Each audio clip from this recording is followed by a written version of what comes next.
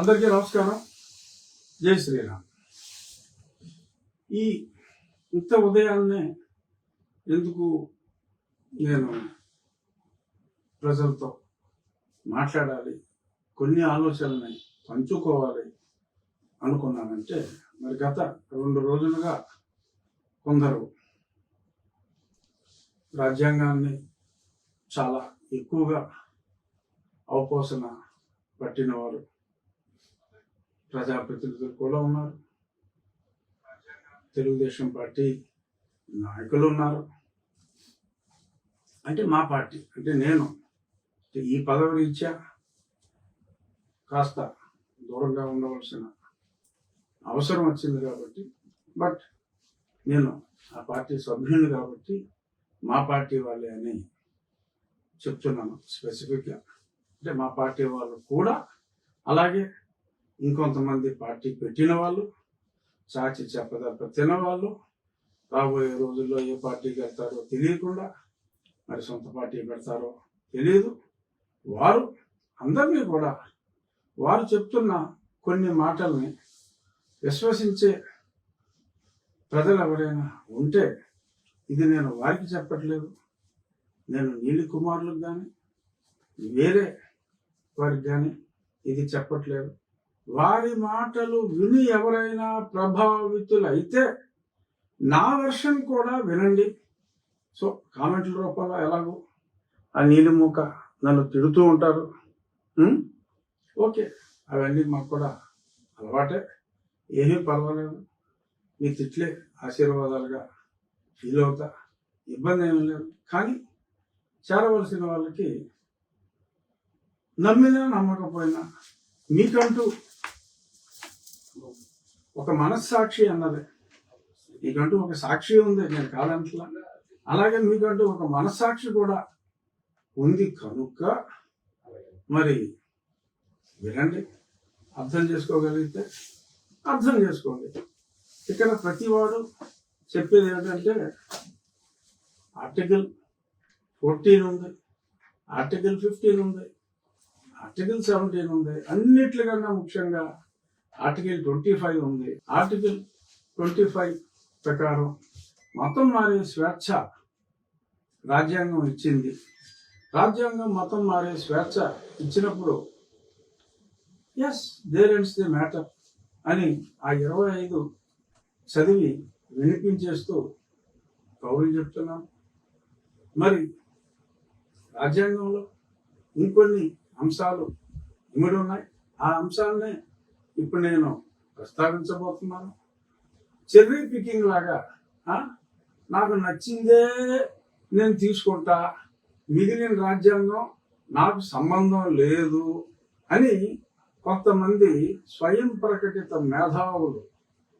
ఎందుకంటే నేను రాజ్యాంగం యాజ్ ఎ హోల్ చూడాలి తప్ప, నాకు నచ్చిన పదం, నాకు నచ్చిన పేరా నేను తీసుకుంటాను తప్ప, నాకు నచ్చిన పేరా ప్రకారం రాజ్యాంగంలో నాకు ఇస్తానన్న దాన్ని నాకు ఇవ్వాల్సిందే, ఇది ఎవడు ఆపడానికి లేదు, ఇది మన హక్కు అని ప్రజల్ని మభ్య పెడుతూ ఉన్నారు కొద్ది మంది. వాళ్ళు నా పేరు చెప్పలేరు కాబట్టి నేను కూడా వారి పేరు చెప్పను. ఎవరు మాట్లాడారో చూస్తున్నా ప్రజలకి ప్రేక్షకులకి తెలుసు కాబట్టి వాళ్ళు షాడో బాక్సింగ్ చేశారు, నేను షాడో బాక్సింగే చేస్తాను. ఎందుకంటే ప్రజలకు చేరవలసింది నిజం. మీకు కూడా రాజ్యాంగ ప్రతి, ఇప్పుడు సెల్ ఫోన్ లేనివాడు ఎవడో లేడు. సో కాబట్టి మీరు సెల్ ఫోన్లో రాజ్యాంగం 14వ ఆర్టికల్ ఏముంది, అధికరణం అంటారు, ఆర్టికల్ 15 ఏముంది, 16, 17, తర్వాత 25, 341 గురించి కూడా వస్తారు. ఇందులో ఏమైనా ఉందో మీరు చదివితే స్పష్టంగా మీ కళ్ళకే కట్టినట్టుగా అర్థమైపోతుంది. బైబిల్ చదువుతారు కదా, అలాగే ఇంకేం చదవండి, అర్థమవుతుంది. వాళ్ళ మాటలు విని దయచేసి మోసపోవద్దు. ఎందుకంటే రాజ్యాంగం ప్రస్తుతం అందులో ఏముందో అది మార్పు అయ్యేంత వరకు, అవుతుందో లేదో భగవంతుడికే తెలియదు, మార్పు అయ్యేంత వరకు దాన్ని ఫాలో అవ్వాల్సిన ఆవశ్యకత ప్రతి భారతీయుడి మీద ఉంది కనుక నేను చాలా స్పష్టంగా చెప్తున్నా. Article 14, the state shall not deny, state అంటే ఇక్కడ ఆంధ్ర రాష్ట్రం, తెలంగాణ రాష్ట్రం, తమిళనాడు కాదు, భారతదేశం. The state shall not deny to any person equality before the law or the equal protection of the laws within the territory of India. Adi Article 14 rejects any type of discrimination based on caste, race and religion and place of birth. నీ కులం బట్టి, నీ మతం బట్టి ఎటువంటి discrimination చేయటానికి వీల్లేదు అని ఇది ఈక్వాలిటీ బిఫోర్ లా అని చెప్తాను. అలాగే ఆర్టికల్ 15లో prohibition of discrimination on grounds of religion, race, caste, sex and place of birth. The state shall not discriminate any citizen on the grounds only of religion, race, caste, sex, place of birth or any of them.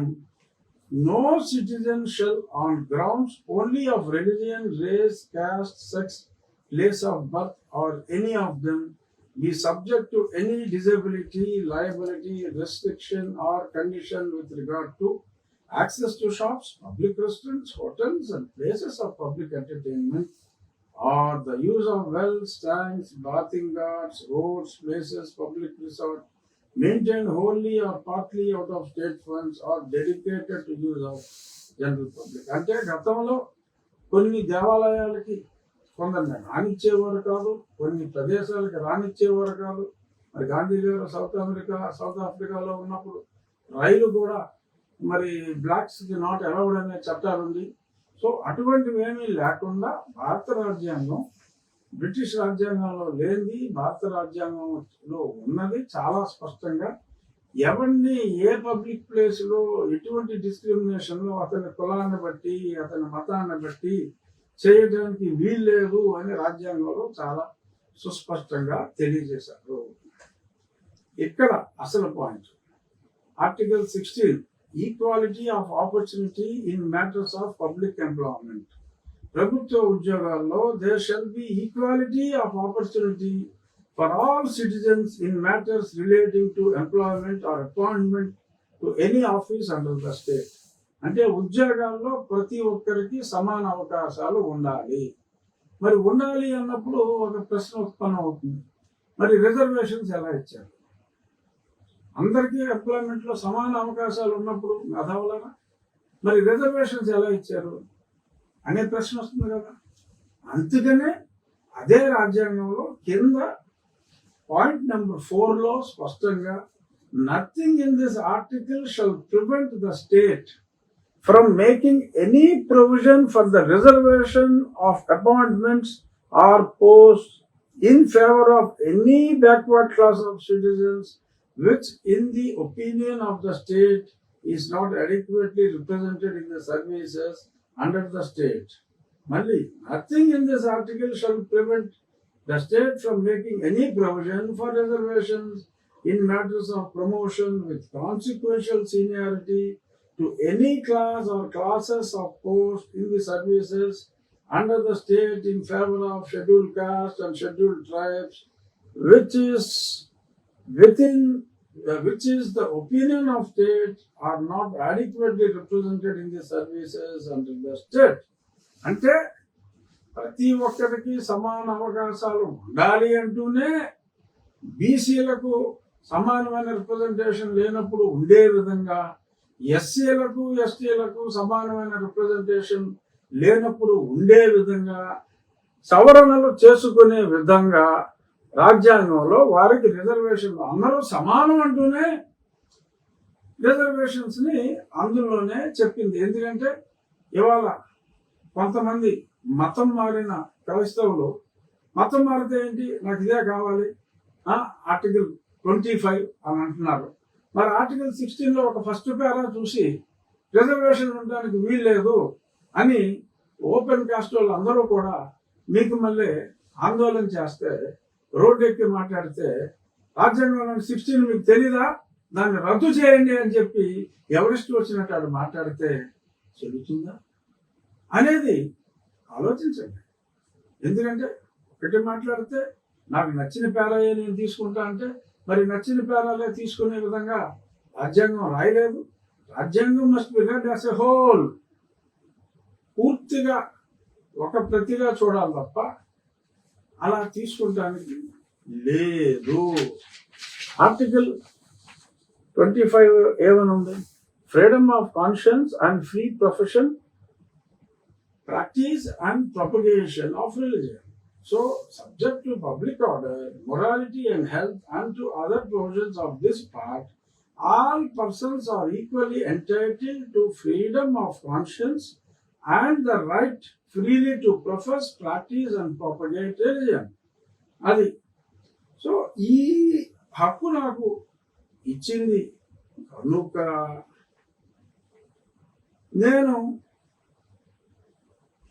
నాకు ఇది applicable.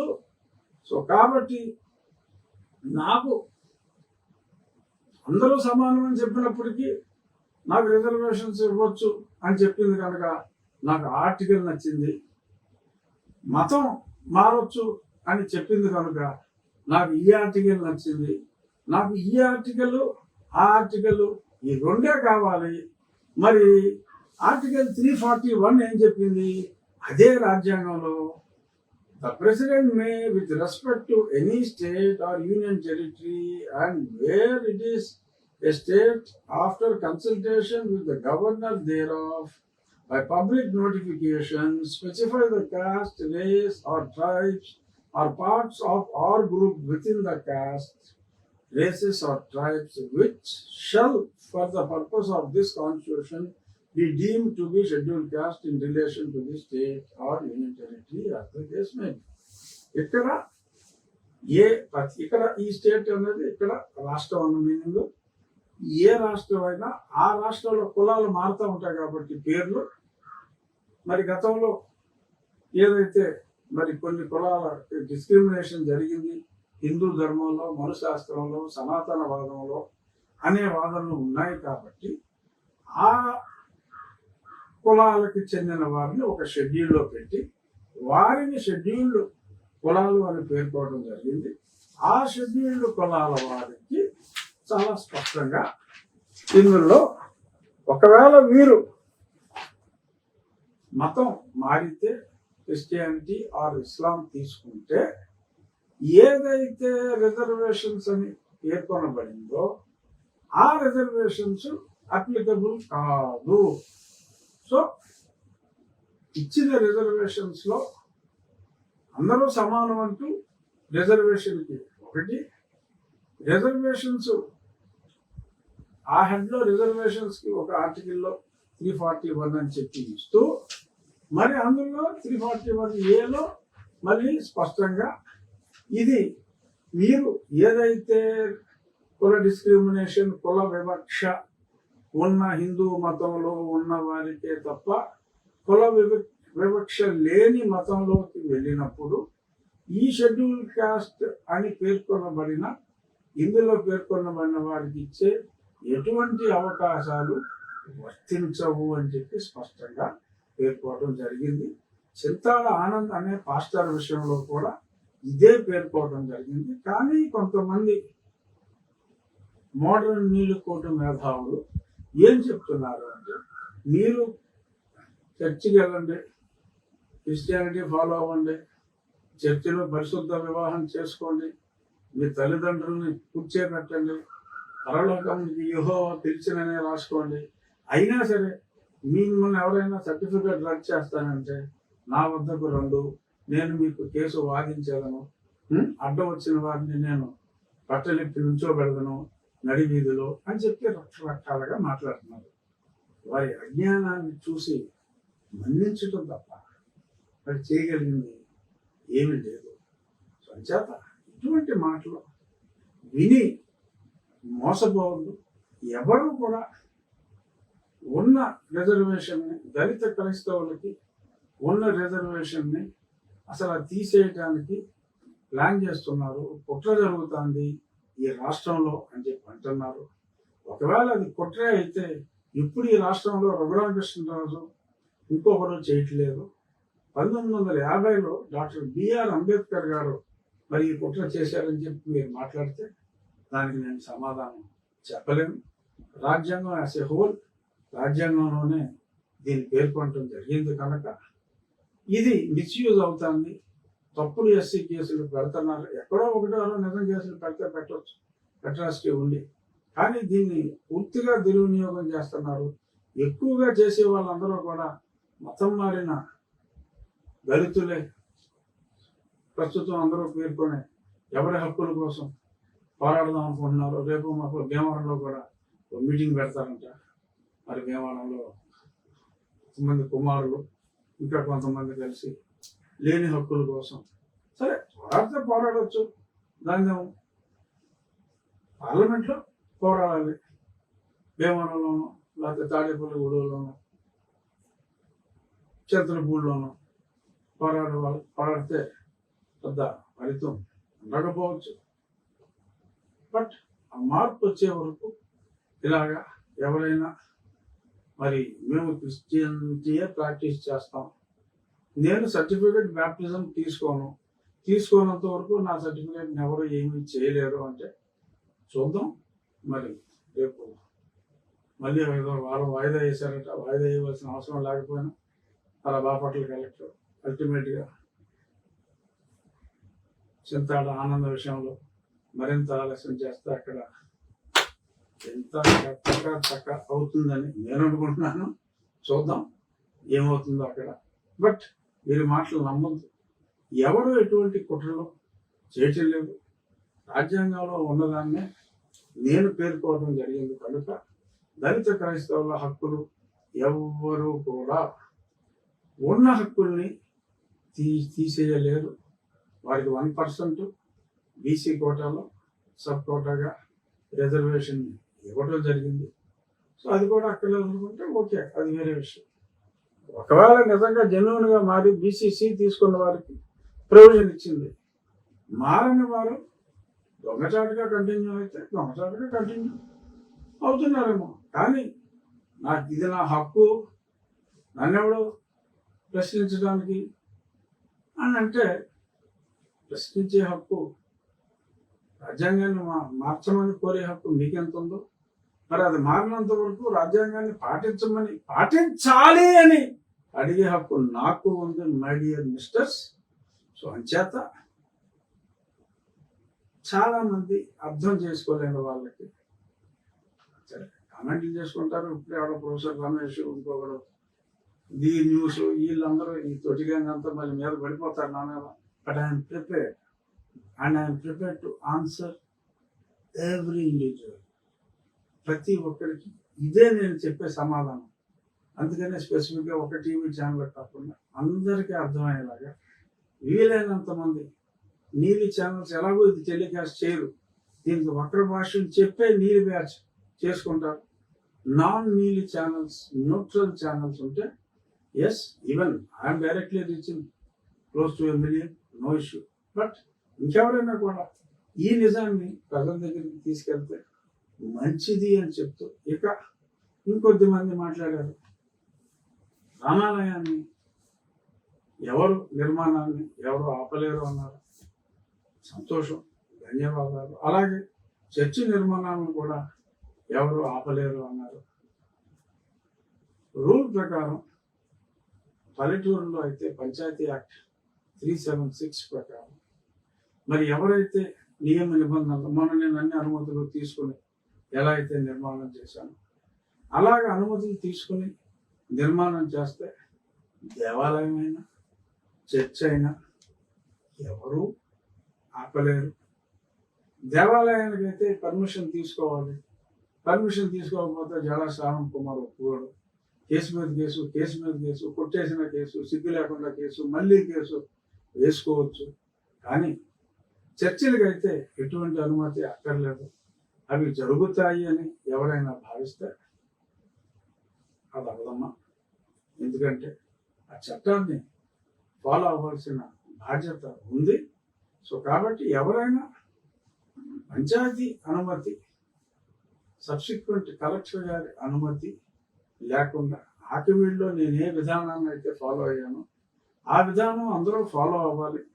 మీ ఊర్లలో అలా ఉంటే దేవాలయం కట్టుకునే వాళ్ళు permission అడగండి, సొంత స్థలంలో కట్టుకోండి, కాలువ గట్ల మీద కట్టకండి. ఈ రోజు కాకపోతే రేపైనా సరే అవి తీసివేయడం జరుగుతాయి. కాబట్టి మీకు సొంత స్థలం ఉంటే ఆర్ పంచాయతీ స్థలం మీకు కేటాయిస్తే ఆ స్థలంలో అనుమతులు తీసుకుని కట్టుకోండి. చర్చ్ అయినా ఇదైనా 4 ఇళ్ల మధ్యకు వచ్చేసి దుకాణం పెట్టేసి ఇలాగా ఇరుగు పొరుగు వారిని మభ్యపెట్టే విధంగా చర్చలు అనుమతి లేకుండా కట్టుకుంటాం, మా ఇష్టం అని మాట్లాడితే కుదరదు అని మరొకసారి తెలియజేస్తూ, సరే ఇది చూసిన తర్వాత చాలామంది స్క్రీన్ల మీదకి వచ్చి మాట్లాడతారు కాబట్టి ఆ మాట్లాడే వాళ్ళ దాంట్లో ఏదైనా మ్యాటర్ ఉంటే నేను పేర్లు ఎత్తకుండా మళ్ళీ సమాధానం మీడియా ముందు చక్కగా చెప్తాం. అర్థం చేసుకునే వాళ్ళు అర్థం చేసుకోండి. కొంతమంది అంటున్నారు, నీకు మా ఓట్లు అక్కర్లేదా, దళిత క్రైస్తవుల ఓట్లు అక్కర్లేదా అని మాట్లాడుతున్నారు. స్పష్టంగా చెప్తున్నారు, నాకు దళితుల ఓట్లు కావాలి, క్రైస్తవుల ఓట్లు కావాలి. కావాలా అని అడిగే దళిత క్రైస్తవుల ఓట్లు అని సవినయంగా తెలియజేస్తున్నారు. సార్, ఇప్పుడు రాష్ట్ర వ్యాప్తంగా ఏ శాసనసభ్యుడు కానీ ఎవరు ఈ ఎస్సీకి సంబంధించి జరుగుతున్న ఈ కార్యక్రమాల్లో స్పందించట్లేదు, మీరు ఒక్కనే స్పందించడానికి గల కారణం ఏంటంటారు సార్? నేను కారణం ఏమిటి అంటే, నన్ను కొందరు ఎస్సీ హిందూ సోదరులు కలిసి వాళ్ళకు జరుగుతున్న అన్యాయం గురించి నాకు ఎక్స్ప్లెయిన్ చేసినప్పుడు నాకు చాలా బాధ అనిపించింది. నిజమే కదా, మరి రాజ్యాంగం ఈ రకంగా చెప్తూ ఉంటే మరి ఇలా జరగటం అన్యాయం కదా అని నాకు ప్రసన్న కుమార్ అని ఒక ఆయన చాలా స్పష్టంగా చెప్పాడు. తర్వాత ఎన్నోసార్లు మేము కలిసాం. నాకు మంచి మిత్రుడు కూడా అతను. మొన్న కేసు కూడా హైకోర్టులో అతనే ఆ కేసు కూడా అతను ఫైల్ చేయడం జరిగింది, నోటీసులు ఇచ్చారు. సో అలాగే నేను ఈ దొంగ ఎస్సీ కేసుల వలన చాలా సఫర్ అయ్యాను జగన్మోహన్ రెడ్డి ముఖ్యమంత్రిగా ఉన్నప్పుడు. అవన్నీ కూడా దళిత క్రైస్తవులే నా మీద పెట్టిన కంప్లైంట్లు. నిజమైన దళితుడు కానీ స్వచ్ఛమైన క్రైస్తవుడు కానీ ఎవరు కూడా ఇటువంటి ఆగడాలకి రారు. సరే, క్రైస్తవులకి అయితే ఎలిజిబిలిటీయే లేదు. సో దళితుడికి ఉందా ఎలిజిబిలిటీ? కానీ క్రైస్తవంలోకి మారిన దళితులే నా మీద పెట్టిన అన్ని కేసులు కూడా వారే పెట్టడం జరిగింది. కాబట్టి దీని వెనక ఏదో ఉంది. సో హక్కే లేని వారు ఏ రకంగా పెడతారు అని ఒక దెబ్బతిన్న వ్యక్తిగా, అలాగే కొంతమందికి అన్యాయం జరుగుతుంది కాబట్టి ఇప్పుడు నేను రాజ్యాంగబద్ధ పదవిలో ఉన్నాను కనుక ఇప్పుడు కూడా నేను రాజ్యాంగం గురించి మాట్లాడకుండా రాజకీయ కోణంలోనే మీరన్నట్టు అందరూ మాట్లాడుతున్నట్టే మాట్లాడి తప్పుదో పట్టించవలసిన అవసరం నాకు లేదు. జన్మతః నేను హిందువుని. నేను ఇతర మతాలను కూడా సాధారణంగా గౌరవించే వ్యక్తిని. ఇతర మతస్థులు స్థాపించిన పాఠశాలల్లో కళాశాలల్లో కూడా చదువుకున్న వ్యక్తిని అని నేను ఎన్నోసార్లు చెప్పడం కూడా జరిగింది. సో కాబట్టి అన్య మతాలని సముచితంగా గౌరవిస్తూ నా మతాన్ని నేను ప్రేమిస్తూ నా మతాన్ని నేను ప్రేమించుకుంటూ ఉంటే నాకున్న ఫండమెంటల్ రైట్స్ని అడ్డుకోవడానికి ప్రయత్నిస్తున్న వారి ఆగడాలను అడ్డుకునే ప్రయత్నంలో ఎస్, నేను వెనక్కి తగ్గేదే లేదు. ఎవరెన్ని మాట్లాడినా, ఎవరెన్ని బెదిరించినా నేను వెనక్కి తగ్గేదే లేదు. నా జన్మతః నేను హిందువుని. తరువాత నాకున్న అవగాహన దృష్ట్యా నాకు భగవద్గీతలోని అంశాలు నాకు ఎక్కువగా నచ్చినాయి కనుక నేను వెంకటేశ్వర స్వామి భక్తుడిగా, శ్రీరామచంద్రుని భక్తుడిగా, ఆ పేరు నాకు ఎందుకు పెట్టారో మా తాతలు, మా మామలు, ఎస్ నాకు ఇష్టం. నాకు నచ్చినట్టు నేను ఉంటానని అంటలా. రాజ్యాంగంలో ఉన్న మత స్వేచ్ఛని నా మతం గురించి నేను మాట్లాడుతున్నప్పుడు దాన్ని ఖండించటం, గుడి కట్టడానికే వీల్లేదు అని చెప్పి నా మీదే దాడులకు ప్రయత్నించడం, నాకు మద్దతుగా వచ్చిన జనసేన నాయకుల్ని కత్తిపోట్లకి గురి చేయటం, ఇవన్నీ కూడా చూసి నాకు బాధ అనిపించి నేను రియాక్ట్ అయ్యాను.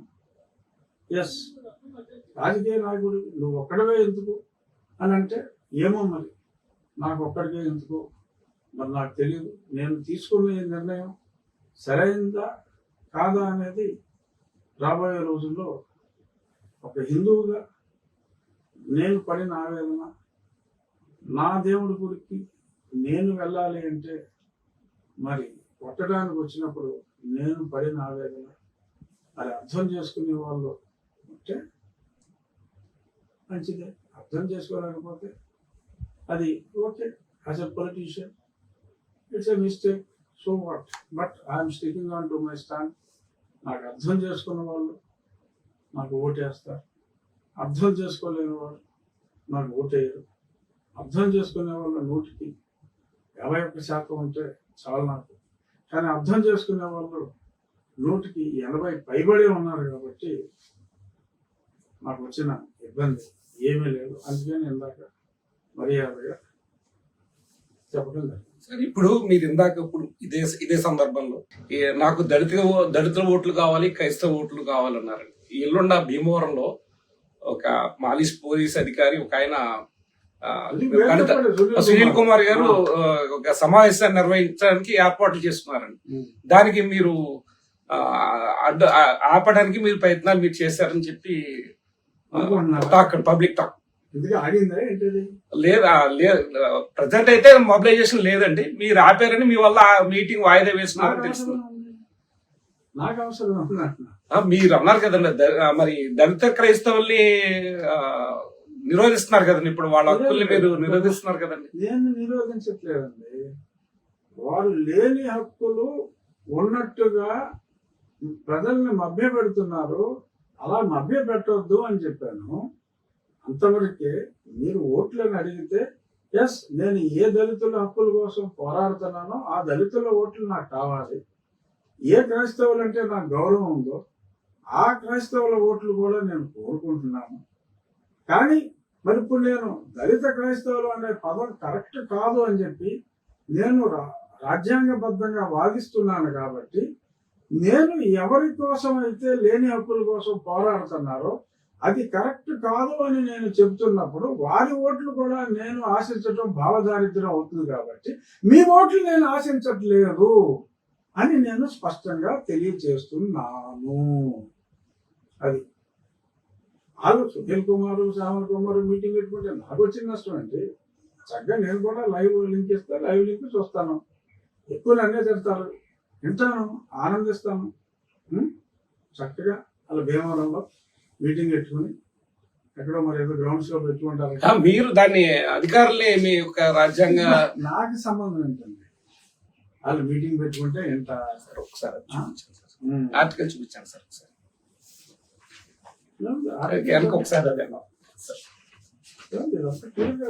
దానికోసం ఒకసారి స్క్రీన్ షాట్.